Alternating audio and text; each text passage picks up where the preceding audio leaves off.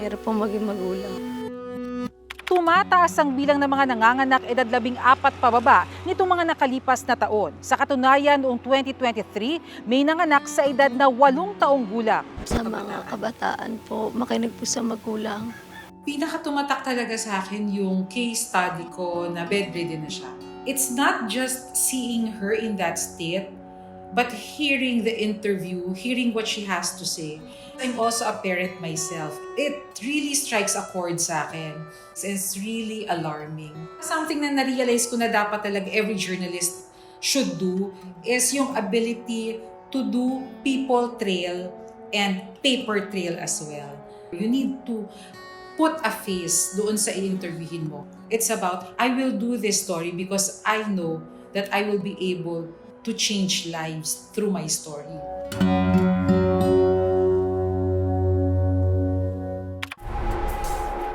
Nakatanggap ako ng award from the National Statistics Month Media Awards. Annual awards siya na binibigay ng Philippine Statistics Authority para sa tamang paggamit ng mga statistics sa mga news report. Natutuwa ako na nanalo siya ng award because it's not about winning the award but it's a testament doon sa type of story that we produce sa GMA Integrated News. Something that really touched lives and sana may natutunan yung mga viewers because of that story na ginawa namin about teenage pregnancy. Actually, mahirap yung pagbuo ng isang story coming from statistics kasi first and foremost, ma-overload ka with numbers. While I was digesting the story, na-catch yung attention ko nung sinabi na merong 8-year-old na nabuntis. Sabi ko, how can an 8-year-old be pregnant? Someone so young, di ba?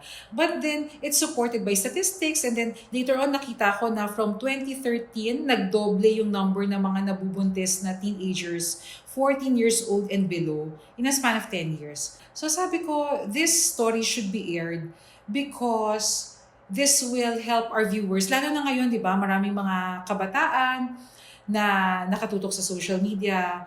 Kapag ganito, alam ko, maraming pwedeng matutunan and even their parents na makakapanood nito. Pero ang challenge kasi doon, when you're working with numbers, is paano mo malalaman sa dami ng numbers na dumating na to, alin ba dito would make sense? And the second thing that's really challenging is how to put a face on that number. For me ang isang story, if it has numbers, it adds more credibility. It has more impact on sa viewers. Saan ka ba makakahanap ng isang teenager, edad 14 pababa, na nabuntis na? So yun yung challenge. Sa Metro Manila pa lang, ilang milyong tao ang meron, di ba? Pero dito gagana yung experience mo as a researcher. Kasi doon mo mapapagana yung knowledge na meron ka. So actually, that was helpful kasi nagpunta ako sa isang community na alam kong mataas yung population. And at the same time, nag-reach out ako doon sa community worker nila that works with women and children. So yun, kaya through that na hanap ko yung case study. You approach them with trying to understand where they're coming from, not judging them, not making them feel na mali yung ginawa nila or not judging what kind of character they have. Approaching them with compassion and understanding. Yun yung isa sa pinakamahalagang storya when you do any story na sensitive. When they feel that you're genuine doon sa pakikitungo mo sa kanila, and when they feel that this is a story worth telling para meron ring matutunan yung ibang tao, then you would be able to get the green light para ma-interview sila. And pinakatumatak talaga sa akin yung case study ko na bedridden na siya. Ano pong nangyari, ma'am? Bago po yun mag-birthday ng anak ko, lagi na po nagkakasakitan. Yung pinakamalakas po yung pagtadyak. Tapos doon po nagsimula yung lagi na masakit yung likod ko, yung balakang ko. It's not just seeing her in that state, but hearing the interview, hearing what she has to say. Yung sinabi niya na maaga siyang na-in love, and yung sinabi niyang sana nakinig siya sa mga magulang niya. Baka po masyado po na agad na in love. Sobrang hirap po kasi para sa sarili mo na lang, wala na po kasi anak mo na lang iisip. Makinig po sa magulang, tapos mag-aral po kasi mahirap po maging magulang.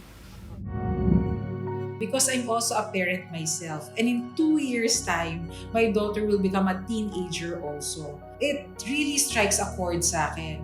It's really alarming.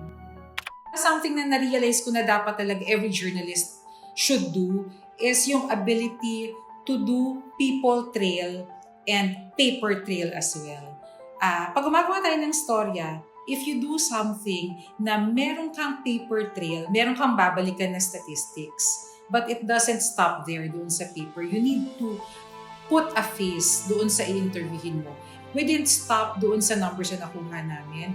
Meron kami nakuhang expert sa population that would say kung ano yung mga negative na effects sa isang teenager and dun din sa baby dahil dito nga sa teenage pregnancy. So it's really about making me realize the importance of being able to balance the use of numbers and at the same time giving a face doon sa numbers.